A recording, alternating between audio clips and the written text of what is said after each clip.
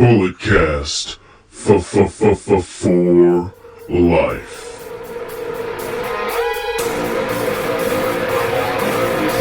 Get up, this is a revolution. This is our time to rise. Look deep within your mind, look deep into the hate in my eyes. We are the elite, and you are the weak. No matter how hard I fall, I'll get back up on. Ladies and gentlemen, you know the name, you know the voice, you know exactly why I'm here. Just in case if you don't, I am a 24-year-old piece of gold, no longer the Bulletcast champion, but I am still the microphone messiah. And it's simple, I'm here to lead the evolution in the audio revolution, because nobody else can do it. Not a Sam Roberts, not a Peter Rosenberg, not a Brian Campbell, not a Joe Rogan. Only me. Hell, not even Michelle Obama, even though she just launched her podcast. It's only me. It is only me.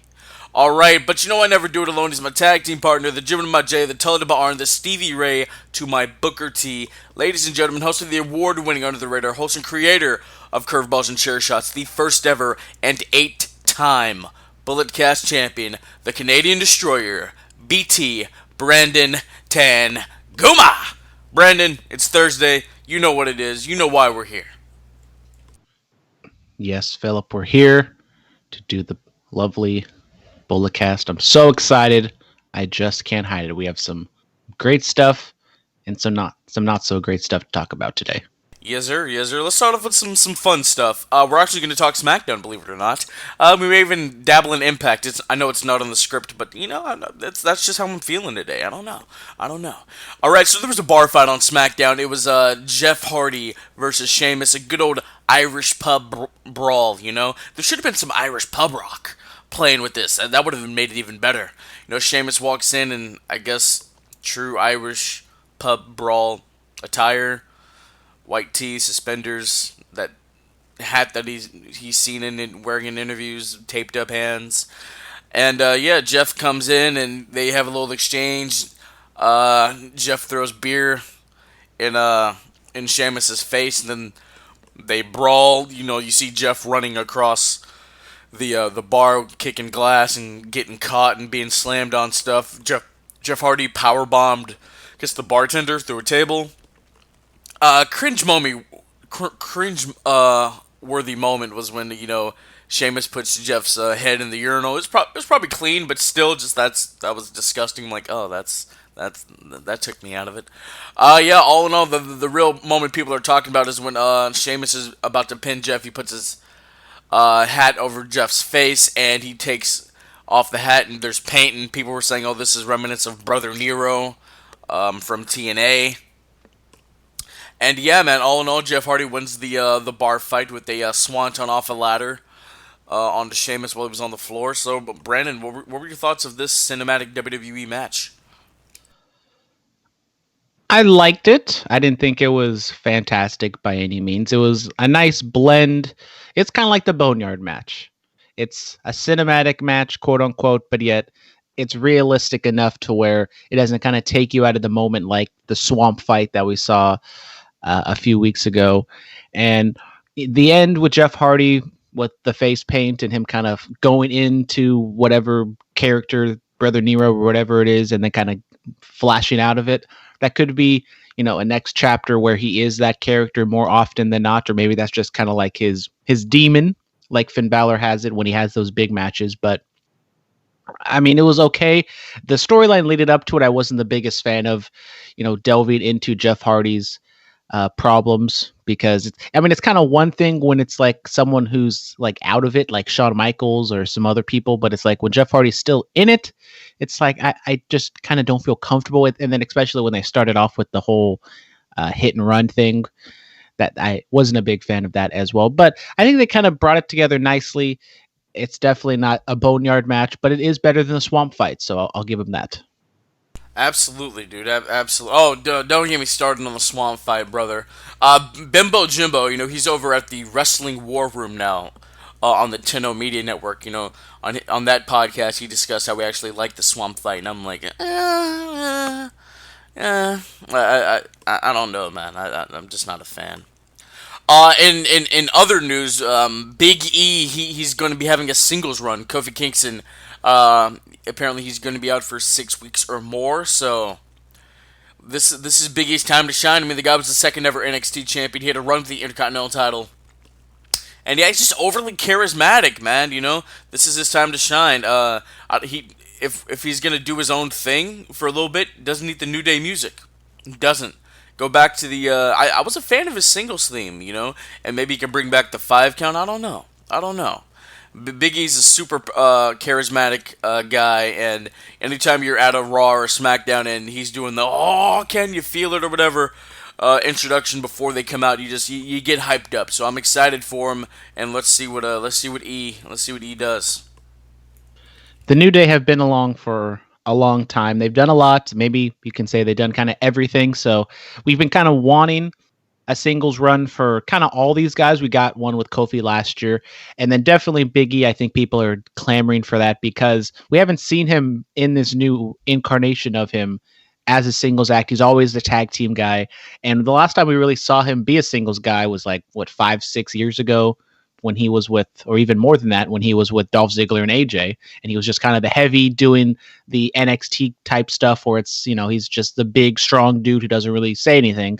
But now that he's kind of evolved and showed a lot more of his character, I think people are excited to see what he's going to do. And with Braun Strowman being the champion, I don't know if you go that direction or if the Fiend or you have AJ Styles out there. I mean, if you throw AJ and Big E in a singles feud for the next couple weeks, doesn't mean Big E has to win it, but I think that could be a lot of fun.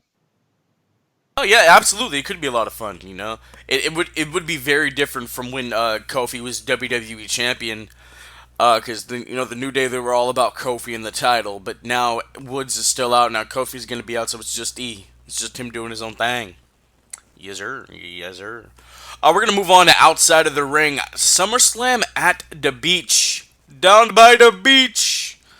So yeah, or on a boat, something like that. It looks like they're gonna be getting out of the Performance Center, which they desperately need to. See, that's the thing, man. AEW is running everything in the same spot, but it does feel different. It does feel different each week, you know?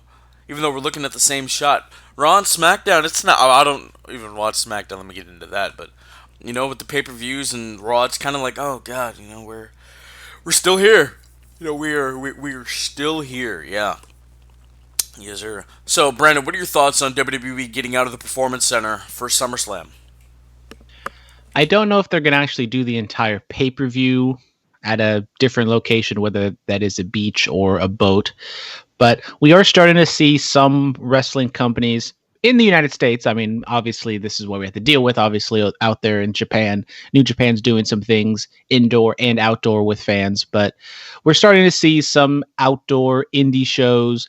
WWE, they like to do everything bigger and better. So I don't, legally or whatever speaking, I just don't see how they're going to be able to get, you know, a few hundred, if not 1,000 people to a beach. It might be socially distanced and all that other stuff, but I just don't see them being able to pull something like that off unless you have everyone in a bubble and everyone's tested and you do all the right precautions to do it. But then it's like, is it really worth to go through all that extra financial struggles to keep everybody safe just to do a show on a beach or on a boat? I mean, if it's on a boat, I guess it's a lot easier to keep people in a bubble. So I guess maybe that's a better option. But then who knows? You know what, man? It's interesting. You know it is. And the reason why New Japan is able to run shows, because in Japan, they got this under control in 7 weeks. Yeah. Everybody did what they were supposed to do. You hear me, America? Do you hear me? Stop being a Karen. Stop being a Carl. Wear your goddamn mask. It's not hard. Yeah, I think they just want to change the aesthetic of the pay-per-view. They can still have the Performance Center trainees and NXT people. They can still have them in the crowd because, you know, it's safer to have them in the crowd than random yahoos out there. So yeah, I think they really just want to change the aesthetic. I think that's what they're going for.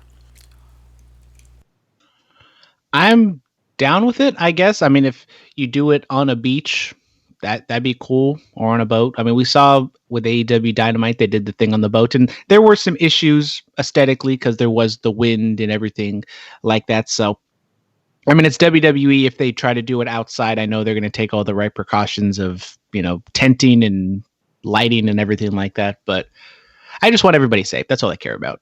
Yes, yes, yes, yes. Brandon, a man of the people.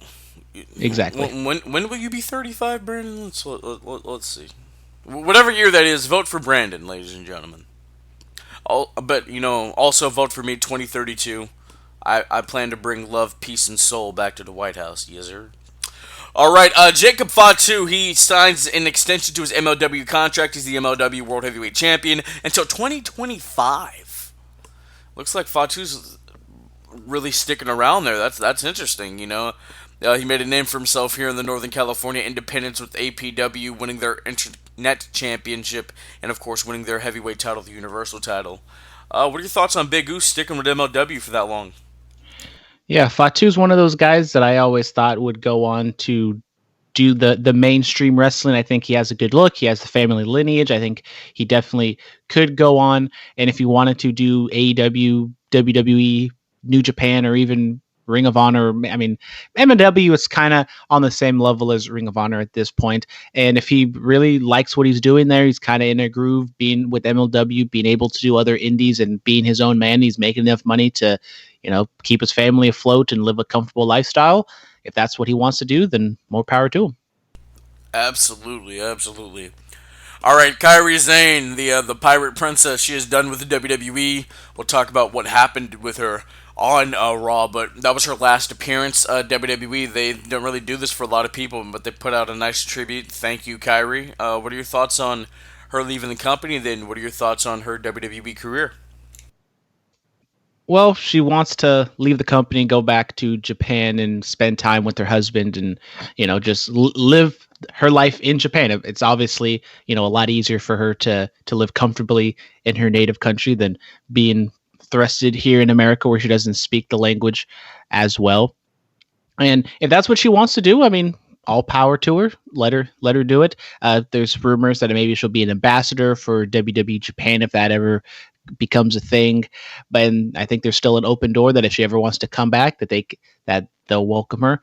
Her WWE run, I thought it could have been better on the main roster. I think when she came into the Mae Young Classic, I didn't know anything about her. She comes in with the pirate gimmick. It's like, oh, okay, it's funny. I get it. She likes to be a pirate and stuff like that. But when it comes to in-ring, I thought she impressed me. I thought she was really good. I thought she was a deserving winner in the first Mae Young Classic. And when it comes to NXT, I thought she had a good run there as well. And then we kind of see this over and over and over again. You get people who are successful in NXT, bring them to the main roster, and then they just don't really do anything. Now, that being said, she found success later on with Asuka doing the Kabuki Warriors, the tag team stuff, and then these last few months being kind of Asuka's sidekick. So, I mean, I wish Kairi was more than just Asuka's sidekick, but I guess it's better than what she was doing a few months ago. Absolutely. Kairi Sane, she impressed me, man. That elbow, I mean, it's not Randy Savage good, brother. But let me tell you, that elbow live is one of the coolest things I've ever seen. I think I have a clip of it in my Snapchat memories. I mean, Kairi Sane, she did the damn thing. Rivalries with Shayna Baszler, they were cool. First woman to, I guess, pin her in the doing the Bret Hart Roddy Piper spot for this new generation people that don't know that from WrestleMania 8. So good on her, man. Hopefully she has a happier life in Japan, and she'll probably wrestle in Stardom or whatever's going on over there. All right, now we got to get to some serious stuff. So I mentioned it last week. Brendan hadn't seen the video yet, but he has since seen it. The Joey Ryan apology or the addressing all of the allegations. So, Brandon, you've seen it. Walk us through it. Okay, well, Phillip, I might have said I seen it, but the thing is 58 minutes long, and he goes over in detail like every single accusation of what's going his way, and I think there's like there's like 17 of them, and it's like, okay, if there's like 17 of these women all saying that you've done kind of not the exact same thing, but you were not the best person in the world. I just feel like he's trying to, he might be doing this like at a ego and just trying to get back into the world. Just like kind of keep your head down. Just if maybe he's gets back into wrestling, maybe he doesn't.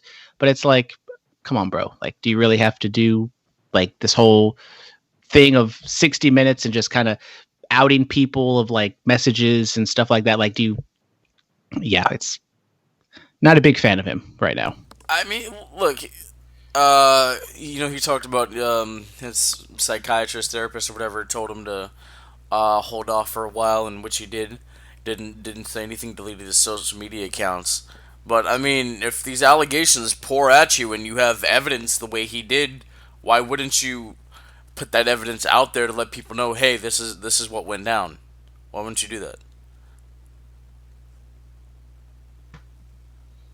But the women, on the other hand, could say they have evidence that suggests the other hand that what they're saying is true. Okay, so where's their evidence? I don't know, Phillip. That's my point. You saw the DMs, text messages, receipts. Throughout evidence for every single accusation and accuser and every single night or nights in question. I mean, if he had something to hide, he wouldn't have done this. Am I right?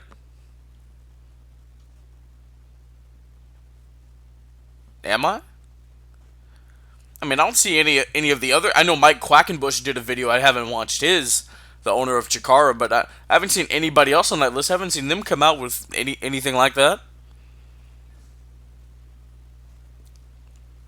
Maybe you could just keep your head down and just peacefully walk away. Just because, let's be honest, is he really going to come back into wrestling after this? Even with this 58-minute video, I highly doubt people are going to want to work with him. And if there's women on the roster on the show, are they going to want to work with him? I don't know, man. I don't know.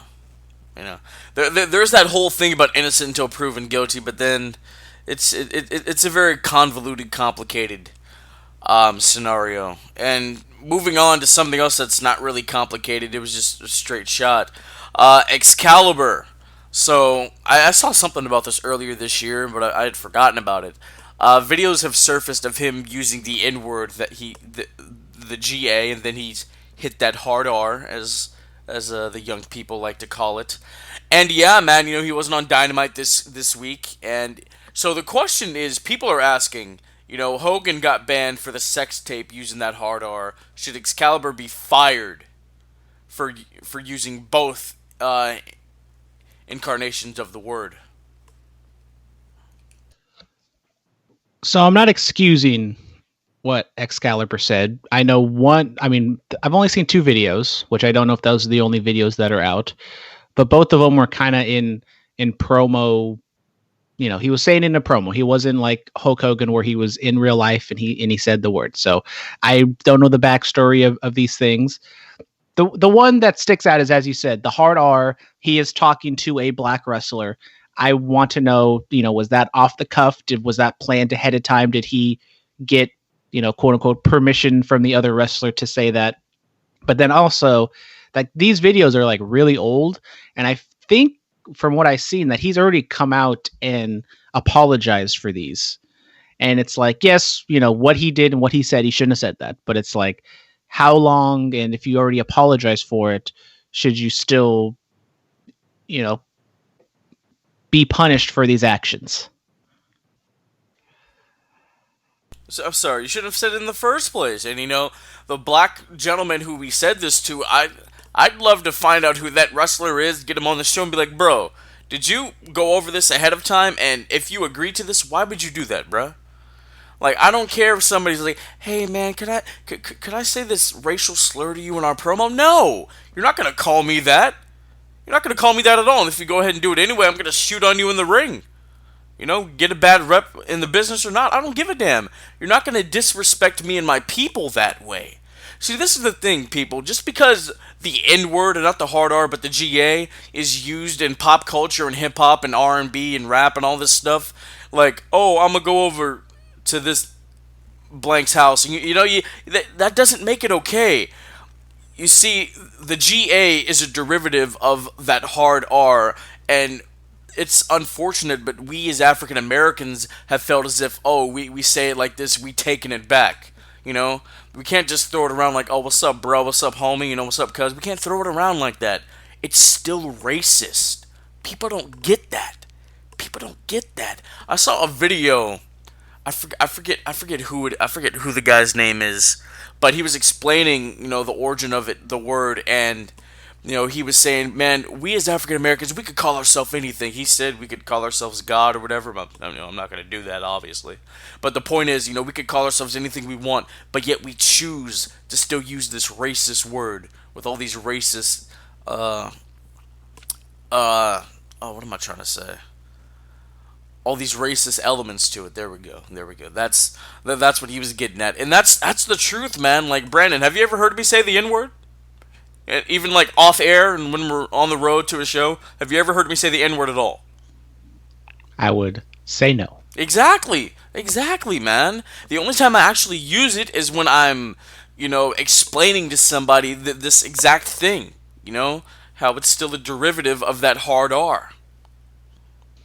But if we're using AEW logic, it was only words, so he'll just be suspended for 30 days and then get jobbed out the day after.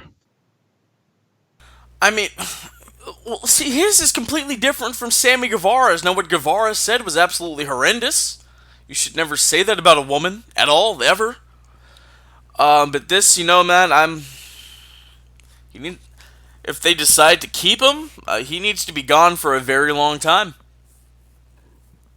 Yeah, that's my deal with that. That's my take on that. We're gonna move on. Inside of the ring, Joey Janela, he wrestled Leo Rush, the Man of the Hour, in the quote-unquote final match. This was GCW, Game Changer Wrestling, and this is they're doing it right, man. They're outside, face masks are in effect.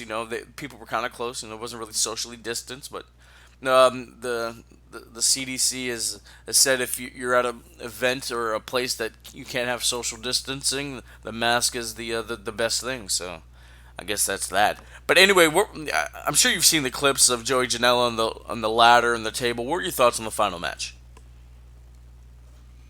Fantastic match, because of course I definitely did see this. And 5-star classic. Joey Janela super underutilized in AEW, and then Leo Rush the same in WWE.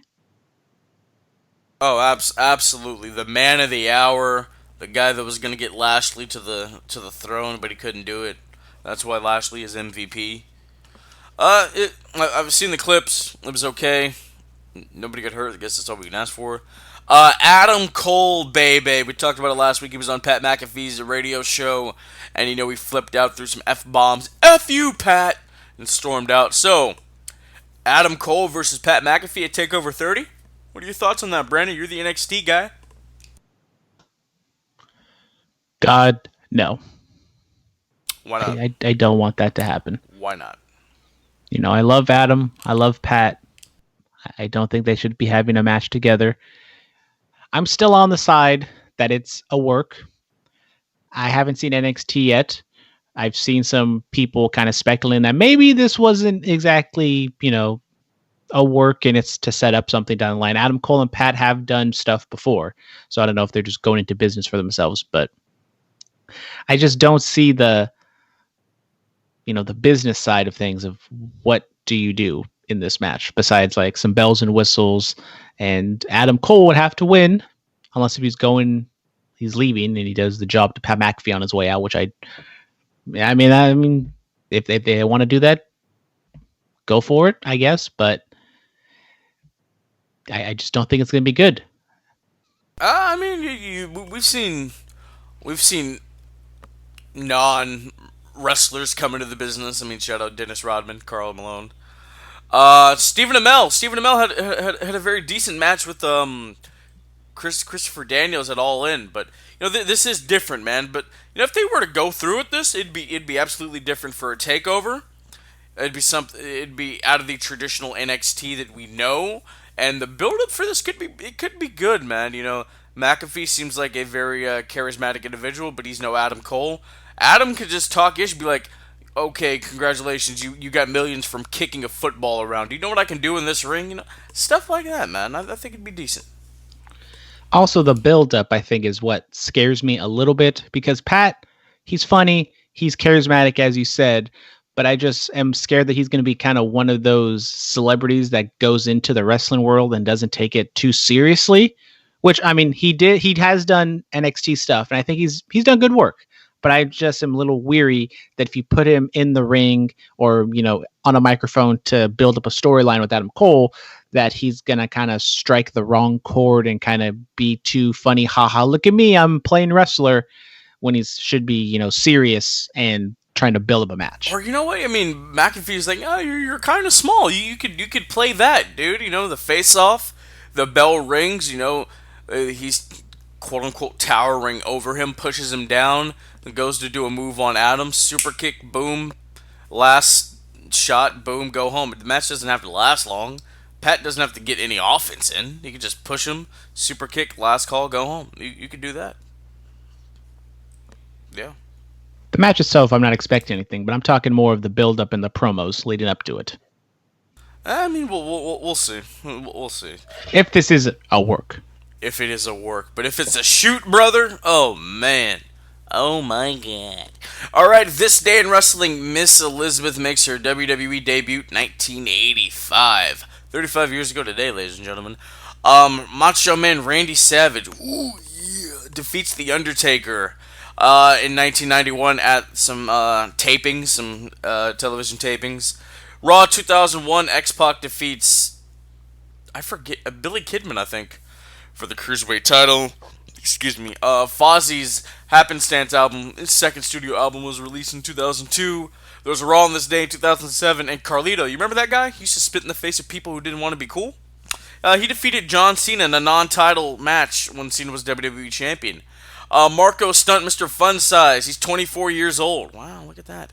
And Arnold Schwarzenegger, former governor of our state of California and WWE Hall of Famer, is 73 years old today.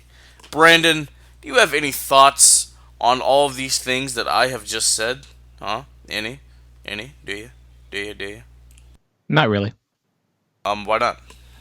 They happened on this day. There you go. On this day you see clearly? That the rain is gone. Fan mail, yay! Oh my god! Alright, let's go to it here. Dun, dun, dun, dun, dun. Oh Jesus! Alright, here we go. Dan, fire one. Asuka, Sasha Banks, Io Shirai. Rehire one. Melina, AJ Lee, Eve Torres. Uninjure one. Paige, Nikki Bella, Ember Moon. Okay, so you're gonna have to run that back. Alright, so we'll start it off. Fire one. Io Shirai, Asuka, Sasha Banks.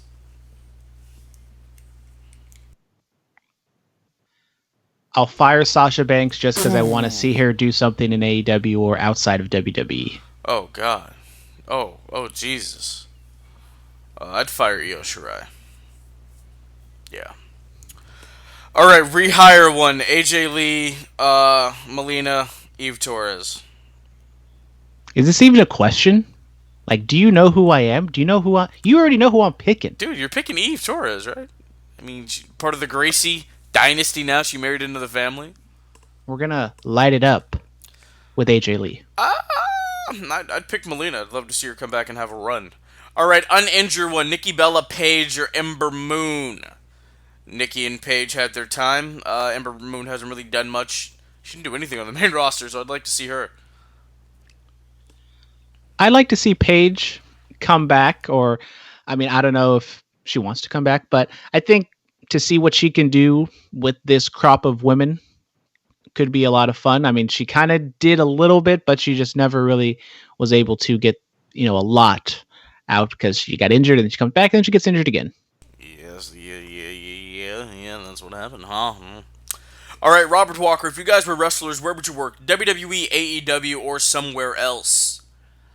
I mean, AEW, you have the creative freedom, and that's great, but, You know, you want to be the best in the business, you got to be the WWE champion. Oh, that's you know what? The dream is WWE, so that's where I'd go. Brandon? I'll go to New Japan. I've always wanted to go to Japan, so I'll go to New Japan. I'll be like Shinsuke. I'll do my best work in New Japan. Once I get, past 35, I'll sign a big contract with WWE and just coast and go to the bank. Or you can be like AJ and do some unbelievable work in New Japan and then have a pretty good run in WWE. No? Alfie Lewis. Phillip. Bro, why Sam Roberts never had a hamburger before? Oh, yeah. Sam Roberts has started this annoying eater thing where he starts eating foods he's never had before. And actually, you know what? If I pull that up, Sam Roberts. No, let's look at these foods he's never had before, man. This is actually interesting. I'm a little scared. He's never had a bacon, egg, and cheese breakfast sandwich. Never had a hamburger, which was mind-boggling to me. Never had spaghetti. He's never had apple pie. He's never had mac and cheese. Avocado. He's never had a hot dog. I mean, the burger has to be the craziest thing, right? To never eat. I would probably say spaghetti because that's just like an easy go-to thing to just make. Weak, arms are heavy. There's vomit on his sweater already. No, oh, we're not doing that. I'm sorry, dude. No, I'm sorry. What's the point of this? It's like, is there a reason why he just hasn't eaten any of these things? He just never ate them as a child. I'm like, that's mind-boggling to me. Brandon, you know what? What's one thing that you've never eaten that people would be surprised about, or or something that you don't like? There we go. I'm fat. I eat everything. Hey! You're a little thickum. How dare you? Come on, man. I'm sure there's something. My mind's in wrestling mode right now. I can't just switch it off and go to food mode. Okay. Something that I don't like that people normally like. I mean, I'm not really a picky eater, so I kind of I'll eat anything. Okay, I'll go. Eggs, don't like those. I'm not eating them. Cheese, like pizza's like the only time I'll have cheese. Like a cheeseburger, mac and cheese, I'm not eating that. That's disgusting. Like pasta Alfredo, any kind of creamy cheese Alfredo, like pasta stuff, I'm not eating that. That annoys me. I like all the cream. I'll eat it all. Yeah, the blue cheese salad dressing, I'm not a fan of that. That's annoying. If I have poutine, it has to be no cheese. If I have nachos, no cheese. A burrito, no cheese. What the hell is nachos without cheese? Oh, I've done that one time in my life. It was like meat and beans and what the hell are those jalapenos? It was actually quite delicious. Yeah, ladies and gentlemen, that's where I'm at. I mean, my nickname from some people is Cheese. So we might have some beef right now, Phillip. We might have some beef over this cheese thing right now. I see what you did there, bud.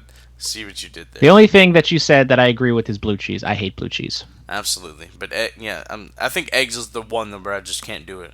Like there's like a gag reflex that starts. Like it just oh God, it's disgusting. All right, Jack of all trades. I love the Scottish Psychopath as the WWE champion, but how will live crowds react to McIntyre once they return to arenas? That's a very good question. From what I've seen online, I think people have seemed to really take to Drew. He stopped doing the "Hey, cool cats and kittens." He stopped doing that stuff, and he's becoming more of a badass as the WWE champion. I mean, he still should have lost to Dolph, but that's neither here or there. But I think people will pop for him, and hell, they're gonna pop for everything once we get back. Well, early on in the year, we did see Drew was getting over. I mean, he got a pretty big reaction at the Royal Rumble, but I think they kind of specifically designed it to get a big reaction because he was the guy to eliminate Brock Lesnar. But he was doing good work, and I think he was getting over. Now, is he going to be, the most over thing in the company or in the business? Maybe, but probably not. I mean, I just don't really see any other better options at the moment, just because for better force, everyone is just kind of defined down to a certain level, and Drew is kind of the only guy that's above everybody. So if Drew is still champion or still in a high level when crowds come back, I think the crowds will still take to him. Absolutely. Robert Walker. Regis Philbin passed away. He was a TV icon and a very instrumental to giving the mainstream audience a look at the world of pro wrestling. Thank you, Regis. Yeah, Regis Philbin did pass away a couple days ago. Absolutely a television icon. I remember the times I'd stay home sick and my mother was watching. It wasn't Regis and Kathy Lee, but it was Regis and oh my God, what's her name? Kelly. Regis and Kelly, yes, there we go. I couldn't think of it.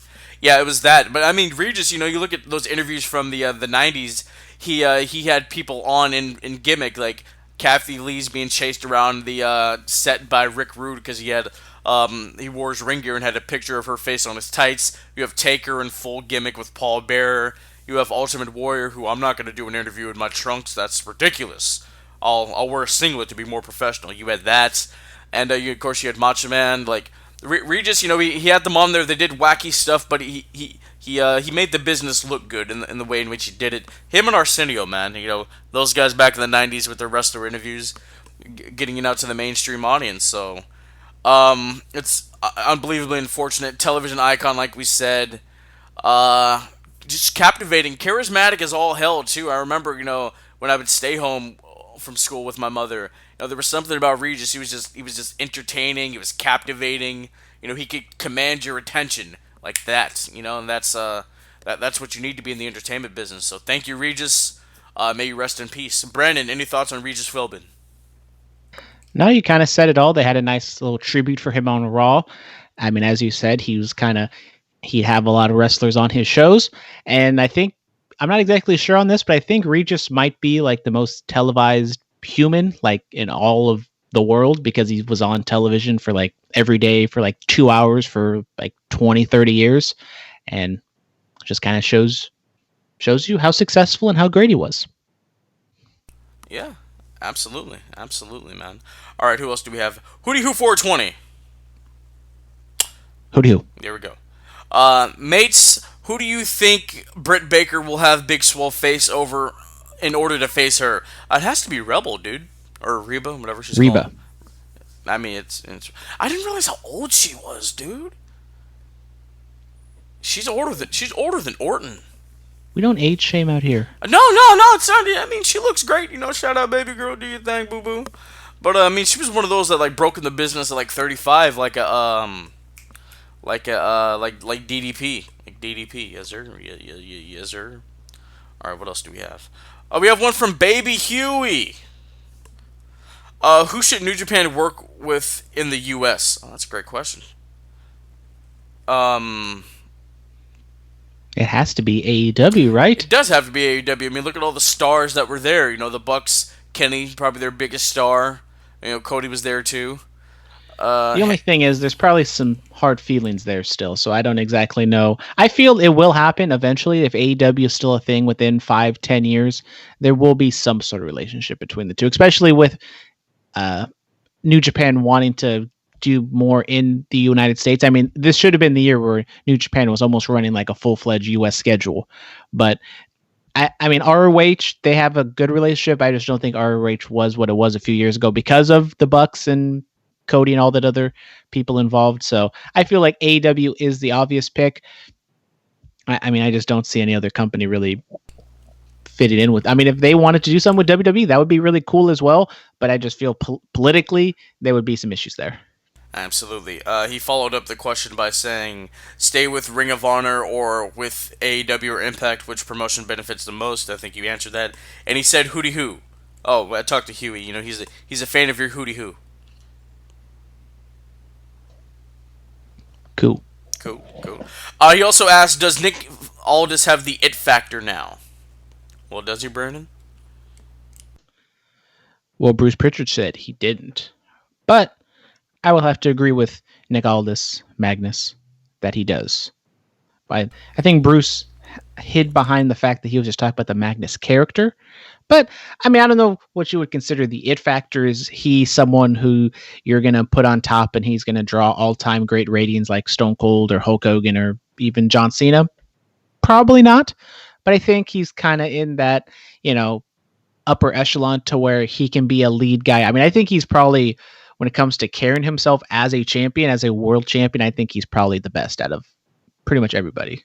I mean, doing it right now. Look, the guy got us to care about the NWA title. I mean, this isn't a discredit to Tim Storm. The 10 Pounds of Gold series with him, I was like, oh my god, that thing's still around. But this thing was literally on life support. It was like in a coma for 20 plus years. And then Aldis gets the championship, and then beep, beep, beep, beep. Like, the bar starts scratching, and the life's coming to it, and the respirator's going up, and all that other stuff, man. Aldis has done a great thing. The stuff with Cody leading up to All In was great. Him doing the job for Cody in that moment was super awesome. He got it back. I felt it was a little too soon at the 70-year anniversary of the NWA. But all in all, Aldis, he has carried himself like a world's champion. He takes that thing wherever he goes. He looks like a champion. He's actually a really big guy. He's like 6'5", 6'6", 250, 260. So he looks like a champion, and that's what you need. And he has it, yes sir. All right, we have a lot of emails. Jesus, Jack of all trades. MJF was the MVP of Dynamite this past Wednesday. Stellar promo, and I'm voting for him on his quest to the championship. Oh yeah, man, we're gonna talk about that. It was really good. All right, Alfie Lewis. Saw this list about 5 people that should go into the WWE Hall of Fame. Tell me if you guys agree. Goldust, Jon Moxley, RVD, Matt Hardy, Chris Jericho. I agree with all of them except for Jon Moxley. It's the WWE Hall of Fame. They're all going to go in eventually. No, they're not. Maybe not Chris Jericho. I don't know about him. That's maybe not any of them. I mean, RVD possibly. Yeah, sure. All right. Dan, where are you guys? When are you guys going to do more interviews? And what's your favorite interview that you've done, or vice versa? Oh wow. I have one scheduled for August. In person. Hopefully that still happens. Hopefully the Rona doesn't get too much worse. And I've been in contact with the guy. He's healthy. So all precautions are being made, ladies and gentlemen. Yeah, man. I don't know. I've reached out to certain people. And I haven't gotten any emails back. I reached out to one of Brandon's favorite people. I haven't gotten an email back yet, but we're trying, man. Favorite interview has to be Kelly, right? Has to be, man, right? Am I right? It would have to be Abyss, right, Phillip? Oh no, we don't talk about that one. Abyss was a super nice guy, though. He was one of the nicest people I've ever met. It's just everything went wrong that day. Everything went wrong. Yeah, man. I mean, the Kelly interview. I watched it back this morning. I packed a lot into 8 minutes. I didn't realize that. I was impressed with myself with that. I think my favorite is Chris Van Vliet, though. The 2 I've done with him because he doesn't really do interviews a whole lot. I mean, he's doing them more since I interviewed him last year, and he doesn't really get to tell his story, and I'm glad that he's being able to do that, and that's awesome. But Brandon, what's your favorite interview that I've done? Oh, that you've done. Yes. I mean, there's just so many to choose from. So which one is it? Hello? I'm trying to go through the Rolodex. He's going through the archive. Going through the archive, brother. The hamster wheel is spinning. The hamster's a little chunky because of quarantine, so it's going a little slow right now. Oh god. Oh god. I mean, we'll go with the what's the orange soda guy? That guy. Oh, Keita Murray. Yeah, that's probably the most conversational one. I think my favorite interview that Brandon has done. He's done 4 on this show. I try. I think the Starboy Charlie, not the series, but just hit the interview with him. You got like 20 minutes out of him. I only got 5. So yeah, man.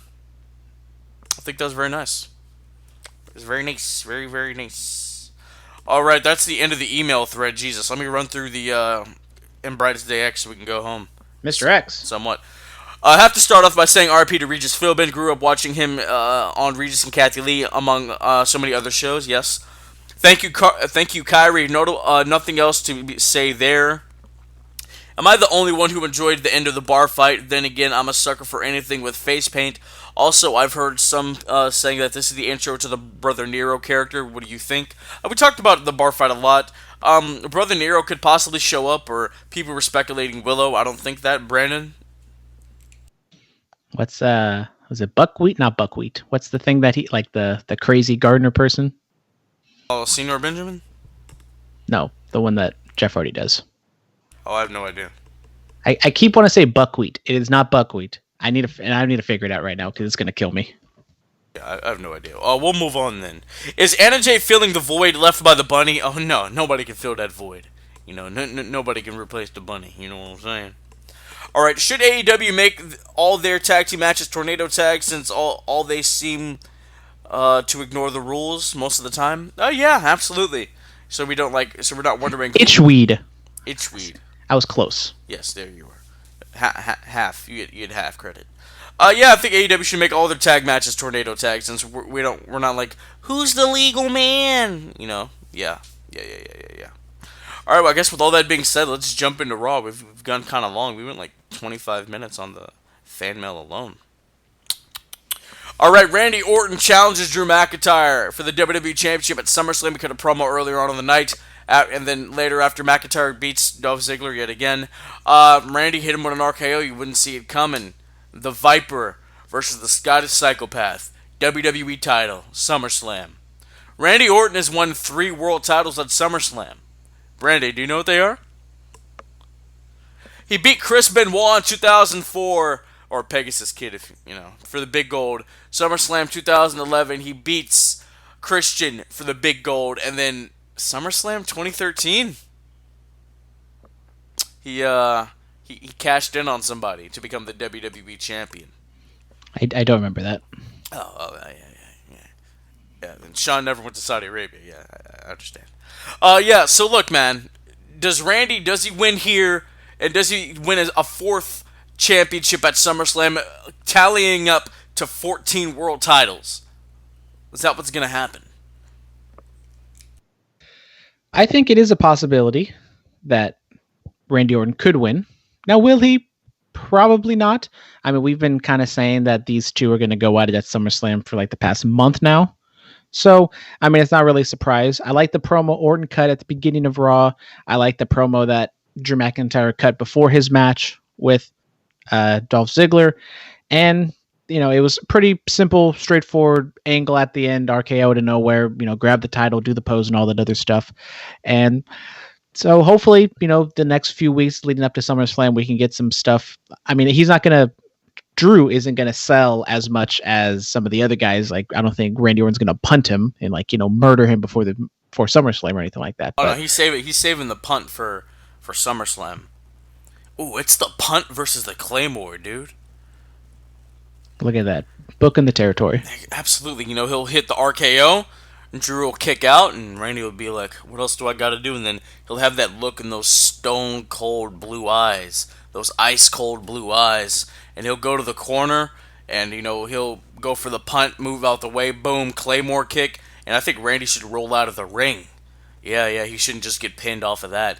You know, make Drew work for it a little bit. I like that. Or put his foot or arm on the rope, something like that. Yeah. Boom. Bada boom. Realest guys in the room. How you doing? All right. Sasha Banks, Blueface Banks. Oh my. She's the Raw Women's Champion. So it was set in stone by Stephanie McMahon last week. You know, get disqualified, get counted out, you lose, the other person becomes the champion. Kairi Sane was incapacitated backstage. Well, it pops up on the screen. So Asuka runs back there. She gets counted out. Sasha Banks becomes the champion. The 2-woman power trip is in full effect. So the match itself, in-ring wise, I thought it was really good. I thought there was a lot of good wrestling on this Raw. But the finish, my God. Once again, Extreme Rules was the show with really good wrestling and atrocious finishes.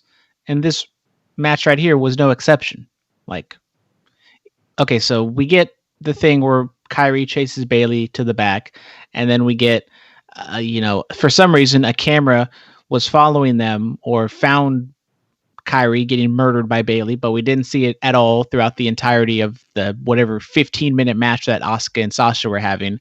And it just happens to culminate at the exact right point where Asuka's going to win. And then Asuka, instead of, she could have clearly beaten Sasha and then go save Kyrie. But instead, she just kind of waddles back and forth and, is going to, what is she going to do? Am I going to go save my friend? Am I going to win the match? I'm going to save my friend or win the match. And it's just, and then she does it. And it's like, if you wanted Sasha to be the champion, I felt as though you don't have to just straight up beat Asuka clean. You could have kind of done the same finish where Asuka's a little distracted and then Sasha wins it. And it was such a convoluted mess. Look, all that matters is Sasha Banks is the Raw Women's Champion 5 times. She better hold on to this.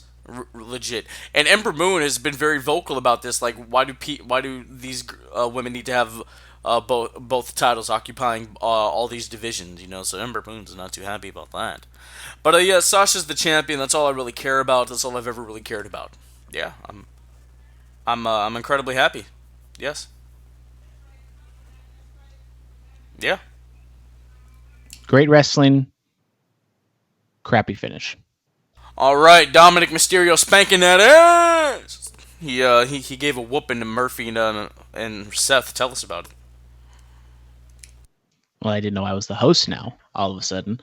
But Dominic Mysterio makes his illustrious comeback to avenge his dad's eyeball.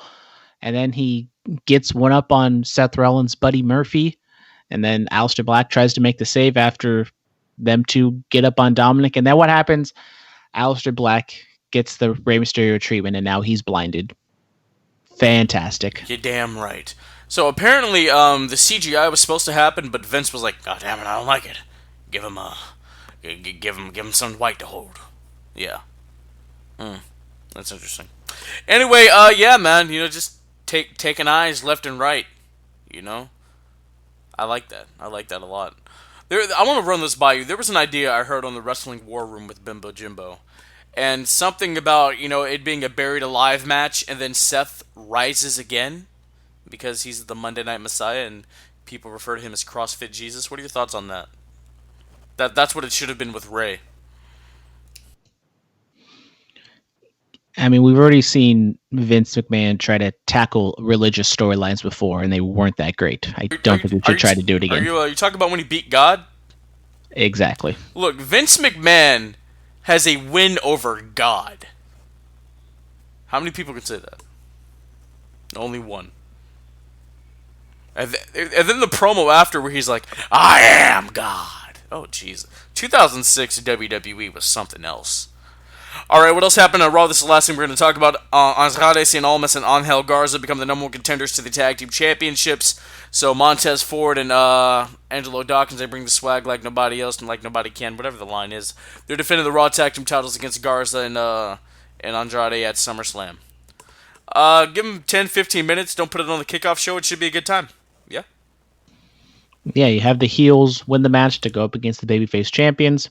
Should be good. I mean, I still don't know what they're doing with Andrade and Garza. It's like 1 week they're going to break up and then they're fine the next week.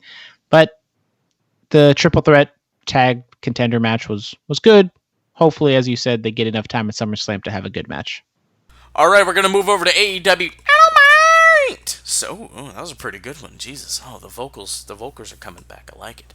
All right, so the best friends and friends, Orange Cassidy and friends, whatever you want to call it. It's Orange Cassidy, Trent Beretta, Chucky T, Jungle Boy, and Luchasaurus. They defeat the Inner Circle. They defeat the Spanish God, Sammy Guevara, Santana Ortiz, the Big Hurt, Jake Hager, and the Demo God, Le Champion, my friend, Chris Jericho. Yeah, so Sammy's punishment, I guess, continues. Doing the job on TNT. That's a shame. Whenever the Inner Circle, all 5 of them wrestle in the match together, they lose. Have you noticed that? Stadium Stampede in this. Well, I still feel as though Sammy was suspended. It wasn't long enough, but they are kind of sending the message that maybe his push will be, he's not going to get a push right out of the gate, taking the loss here. He got a push out of the gate to take this loss, though. exactly. I mean, he maybe shouldn't have been there in the beginning. I think you could have been perfectly fine with just the 4. But I mean, it is what it is. If this is what they're going to do, I don't really know what else to say about Sammy at this point. I mean, what were your thoughts on the match, though? The match itself, it's good. You got 10 people in there with AEW. It's always going to be a cluster. And then we got another cluster next week with 12 people.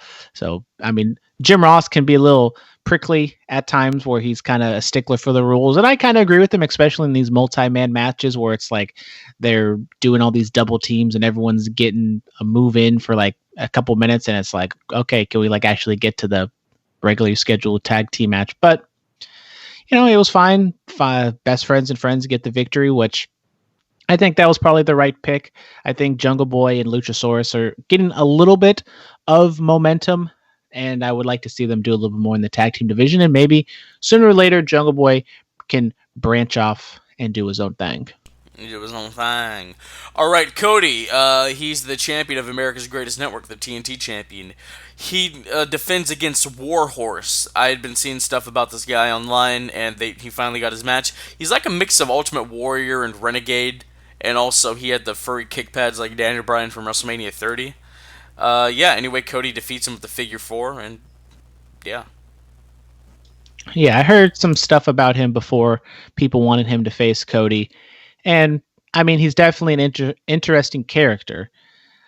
If you put him in AEW, I think he could be kind of a nice mix because there's not really anybody like him on the roster. So I'm not opposed to him. If they want to use him a little bit more, that would be fun. But if this was just a one-off like some of the other matches that Cody's had, that's fine too.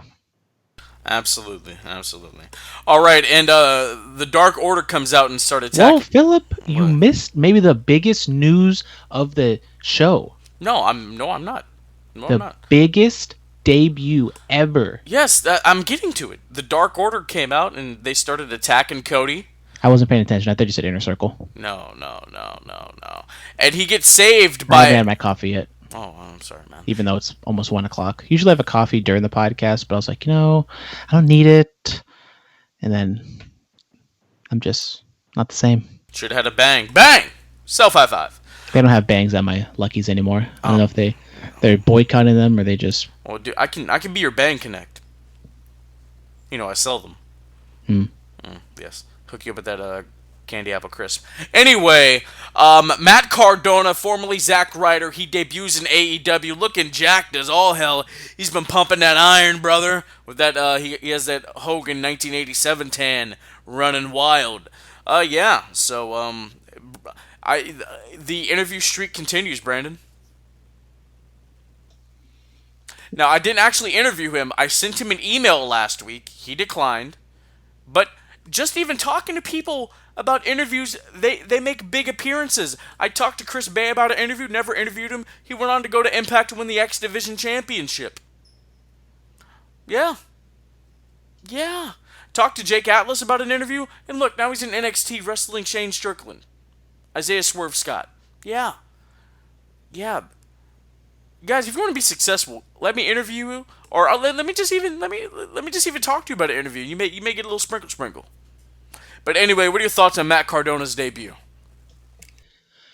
I had a feeling that Matt Cardona was gonna turn up on AEW just because he is best friends with Cody.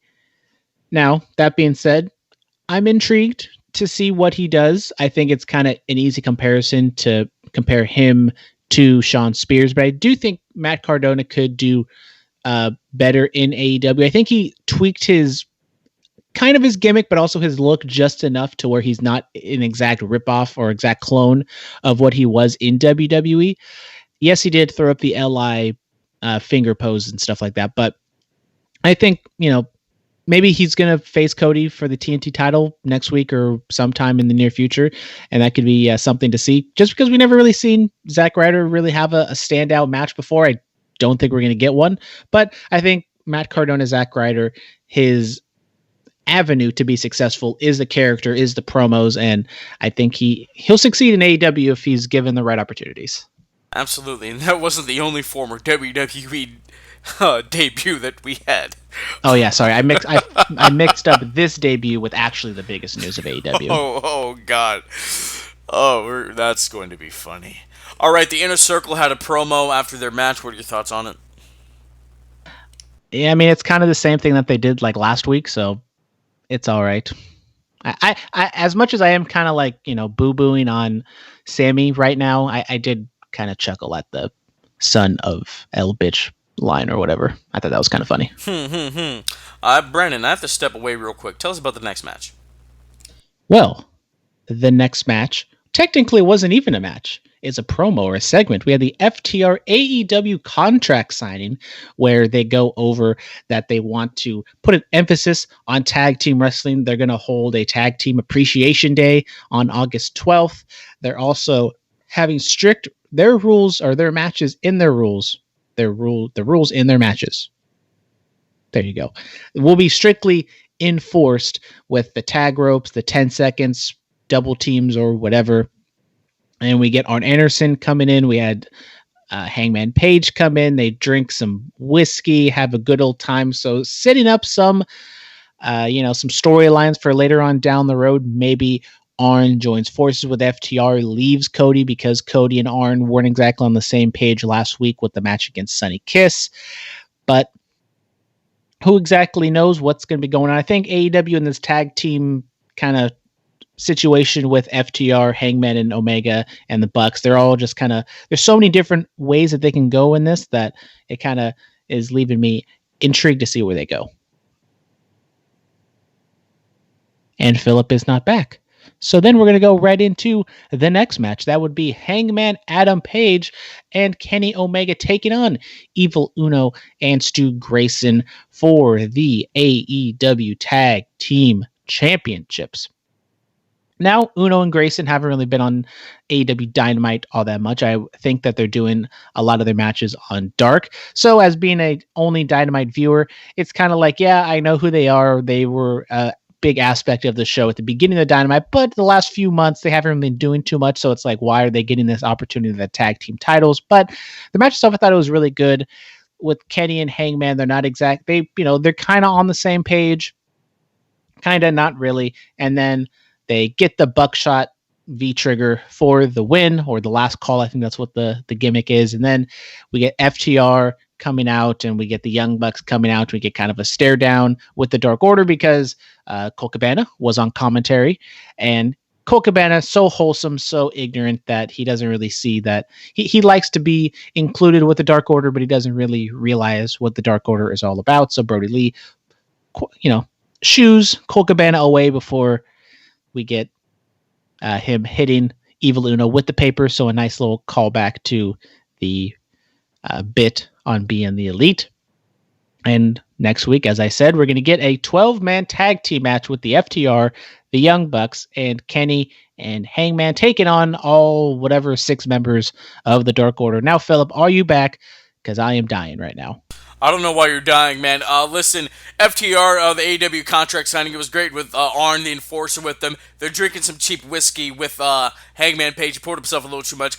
This tag match, it was interesting. This is the most I've ever seen of Evil Uno and Stu Grayson inside of the ring. All in all, Hangman Adam Page and Kenny Omega, they retain their AEW tag titles. FTR comes out there and brawls with Dark Order along with the rest of the Elite, including the Bucks. And yeah, all in all, it was good fun, good wholesome segment. Moving on, Dr. Britt Baker, DMD. She has another announcement. She's a role model. She's hanging out in her Rolls Royce. She's not an idiot. She's a dentist, ladies and gentlemen. All right. Anyway. So, she discusses her whole situation with Big Swole and how Big Swole can face her if she beats the person that Britt Baker chooses. And, I don't know who it's going to be. It could be won't be. It'll be somebody that she'll beat. So, it most likely will be Rebel or Reba. Yeah. Brandon?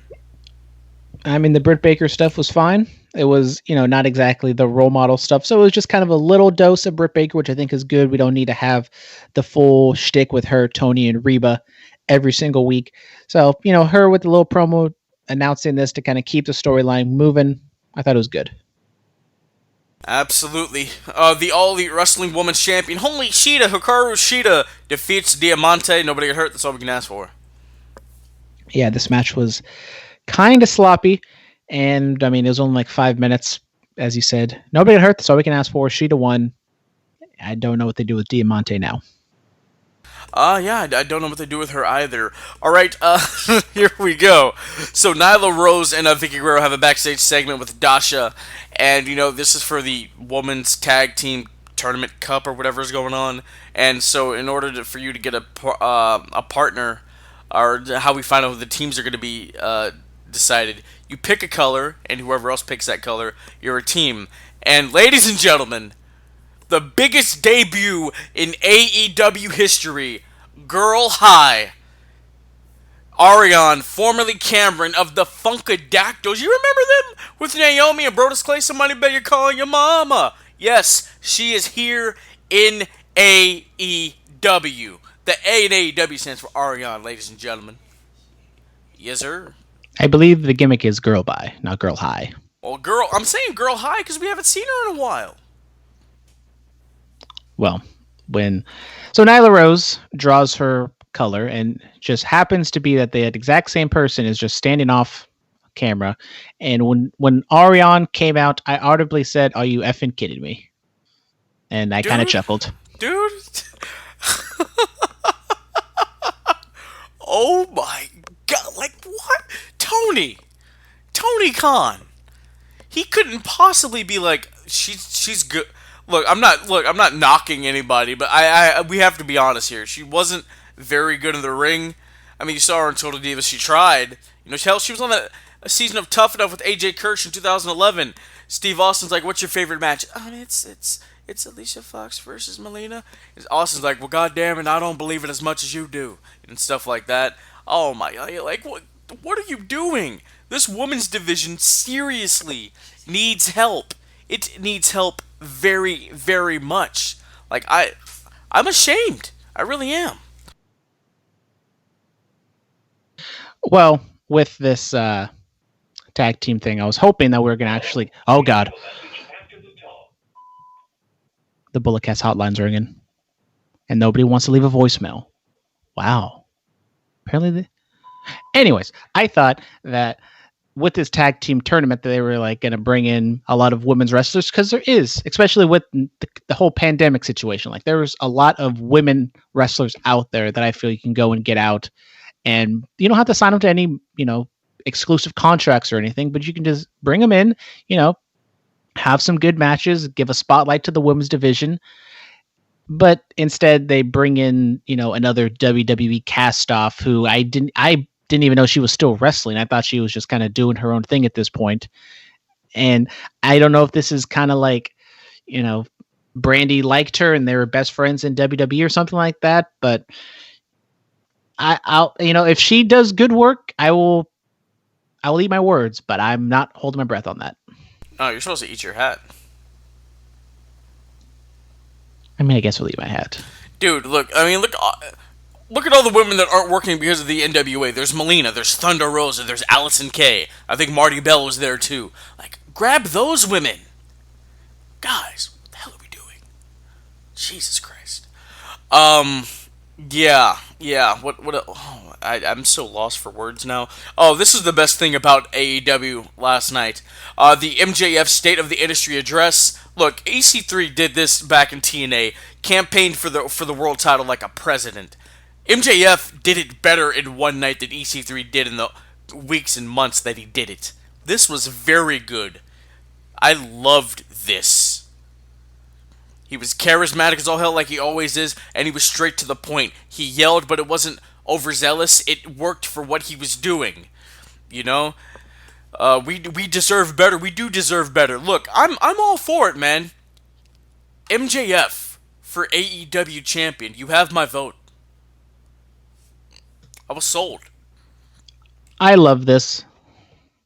I thought this was like the best thing on AEW. I thought just everything with the demeanor that MJF had, just walking through the corridors and just being the smug guy, chomping on gum, and then he comes out, he's waving, and then he does his shtick. I mean, the line of like, "Come on, sweetie, smile. You look prettier when you smile," was just such a heelish line. I thought it was just fantastic, and I think it worked on all levels. I think he had some smug, insider references that people pick up on. But even if you didn't get all the insider references, he was still a smug a-hole, and you want to see Jon Moxley kick his ass. Here, let me play the people a quick little snippet of it. And wrestle whoever he wants, simply because he came from the place of Titans, isn't new. That's old hat, brother. This quickly went from being a revolution and has unfortunately turned into a dictatorship, and that is why Jon Moxley is not my champion. It's just that little bit right there. Just that little bit. He did the hand thing, said brother and all that other stuff. And an homage to, WWE being the land of the Giants and the Titans and all that stuff. I mean, this was great. This is probably the best promo he's ever cut. Hands down. Going down the line, when we get to December, Brandon, do you think this will be a candidate for promo of the year? I definitely think it could be a candidate for promo of the year. I mean, I think honestly I don't want to, go too much on it, but I think this might be one of the best promos in AEW history. I enjoyed it that much because it's like, a starting point for a storyline. Assumingly, this will lead to a match at All Out. I thought it was just fantastic. I mean, MJF, as he kind of said, he's not doing a whole lot right now. I thought maybe he was going to go towards Cody, but then when he goes towards Jon Moxley, I thought that was a nice little swerve. I just loved everything about this. Absolutely, this was very good. It worked. It worked so well. All right, Brandon, tell us about the main event. Well, in the main event, we had a tag team match between Jon Moxley and Darby Allin taking on Taz's boys, Brian Cage and Ricky Starks. We get a promo beforehand with Taz, Cage, and Starks. I thought Starks, he cut a really good debut promo. I thought it was really good to introduce his character and kind of understanding what he's about. Darby Allin didn't come out when his entrance music came, but the baby faces came out first. No Darby, so we thought, okay, Mox is going to take on the heels 2-on-1, but no, Darby was hiding in the wings, a la Sting. He jumps off the, whatever you want to call it, the staging area onto the two heels. No DQ, tornado, just no disqualification match. So it's just kind of craziness all over the place. There's a commercial in between, but even during the commercial, they were doing a lot of hard-hitting stuff. And you see the finish with Darby Allin taking a skateboard deck, so no wheels, no nothing, but on the deck, it had a bunch of thumbtacks. Darby jumps off the top rope, lands on Ricky Stark's back, and he lands on it a little over, a little past him, so he kind of scrapes it even more. Ricky Starks eats the pin. He comes up, you see the blood. So, shout out to Starks on that one. Definitely MVP of the show.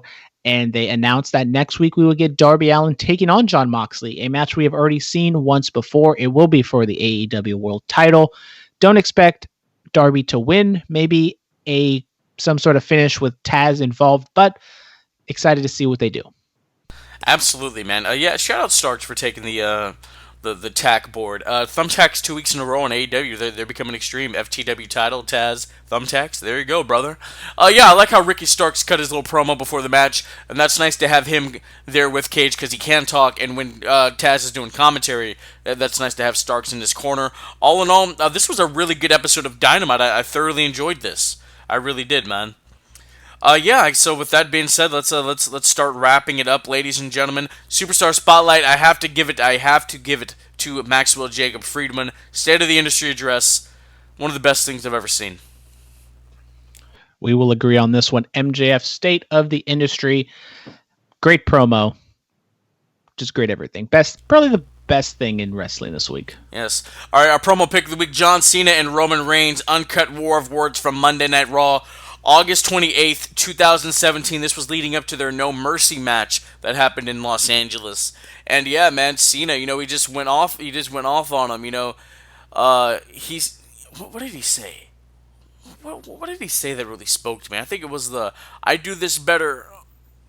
I forget the line, but it was I thought it was Fuego at the time, and I still do now. I just can't put it together. I worked a graveyard shift, and my brain is scattered. What do you think of the promo? So this was their promo leading to their match at Payback. It was No Mercy, and I just thought of the No line. Mercy. He said, "I do this better part-time than you ever could full-time," and then he jabbed at Roman's promo ability when he got stuck. He's like, "It's a promo, kid. You got to learn how to do it eventually." So I thought that was all good. So yeah, this match or this feud started off with this promo, and it was leading to No Mercy, which was in LA. And this feud or this promo, I was like, man, this could be something special. I was thinking maybe, a la John Cena and The Rock, it'd be a kind of a cool environment to be in to see what would happen. Ultimately, it didn't go, and I was kind of happy I didn't go, because this was kind of the peak of that feud. They go off and they kind of do the shoot style promo, and Cena, being the pro that he is, ate Roman Reigns alive, as he probably was going to from the beginning. But I mean, the promo itself, I thought it was really good, but unfortunately the feud itself just kind of ended out in a fizzle. Little fizzle dance, boys. Yeah, the match itself was, it happened. All right, what's our match pick of the week, though? Well, our match pick of the week, we will go to the women's division or the Divas division, because tomorrow we have mine and Phillip's top 10 favorite women of all time. And if you listen to our top 10 favorite wrestlers of all time, I had 2 women on my list. Phillip did not. But if you know... Are you trying to say I'm not progressive? How dare you? I'm just saying that I had women on my favorite wrestlers list when you didn't. It's just a fact. Just a fact of life. Isn't that what EC3 says? Or no, that's Eli Drake. Dummy. Eli Drake, EC3, same thing. Whatever. No. What? Hey! How dare you? Eli Drake. Anyways, we're going to go to 2013 Payback. We got AJ Lee taking on Caitlyn for the WWE Divas Championship. AJ catching the dub here, and this is when she goes on her historic Divas title reign. Yeah, and she got it tattooed on the back of her neck. It was... It happened. That's all I can say. All right, follow us on Twitter at The disrespect for AJ is unacceptable on this podcast. I mean, look, I'm sorry. She's not the AJ that matters in the business. You know what I'm saying? She's no Trish. She's not a Charlotte. I'm sorry. Does AJ Styles have a New York Times best-selling book? Okay, look, he hasn't written one yet. He's too busy being phenomenal. Once the in-ring career's over, yes, he will have one. Okay? Yeah. How dare you? Damn. Ladies and guys, Brandon's going to subtweet me from the Shade Room later. It's going to be great. Anyway. My burner accounts are coming for you. Oh, well, let's not do that. Follow us on Twitter at BulletCast, Instagram, The BulletCast, YouTube channel, The BulletCast, email us, BulletCast2 is in the number 2, sweetswet@gmail.com, 99.9 FM KW in Watsonville every Thursday night from 9 p.m. to 10 p.m. Stitcher, TuneIn, iHeartRadio, Anchor, Spotify, Patreon! We're all over the damn place. Thank you guys so much. Tomorrow, top 10 favorite women's wrestlers of all time. If Trish isn't number 1, your list is absolutely atrocious. That's all I have to say. Brandon, any other thoughts before we go home? No. All right. Stay clean, stay strong, stay safe, stay quarantined. Diamonds are forever, and so is the microphone messiah. Joe Kelly's the GOAT.